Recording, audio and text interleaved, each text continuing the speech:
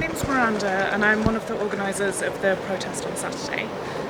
There's a group of us that have come together from the LGBT community to organise kind of a way for us to show our outrage and demonstrate in Sheffield. Conversion therapy really doesn't deserve the term therapy. It's a pretty horrific practice of trying to make LGBT people change who they are and become cis and straight, basically. And it can be violent, it can be emotionally abusive, and it's generally just a pretty horrible practice that should be outlawed. And the government has recently announced that they are going to ban conversion therapy, which is fantastic, but they're only banning it for lesbian, gay and bisexual people. So they're explicitly, and they have deliberately chosen to do this, not including trans people in this ban. And that is not acceptable. That's not something that anybody within the LGBT community agrees with.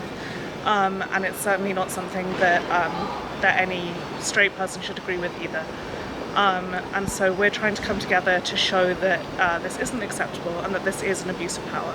My name's Nadia and I'm attending the conversion therapy protest on Saturday.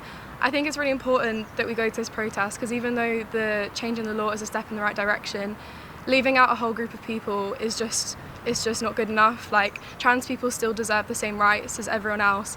Just because they've gone through transition or aren't the gender that they identified with at birth, that doesn't mean that they shouldn't still get all the same rights as we do. So we're going to have a number of speakers from around the LGBT community in Sheffield, from a couple of charities and from one of the student unions as well, in fact. So they'll be speaking to just kind of tell the crowd about what's happening and what we can do to protest against it. And then there'll also be chants and singing, and we're hoping it'll be very vocal and loud and something that can't be ignored. So if you're considering coming along, we would really encourage that. I think at the moment we're expecting sort of 200 to 300, but it could be much bigger than that on the day. Ideally, we want the MPs in Sheffield to listen to what we're saying and take our voices to Parliament and really strongly vote against this measure that's being introduced. We've all been saying that it's not a ban unless it includes all of us, and this ban does not include all of us. We want them to listen and we want the government to listen.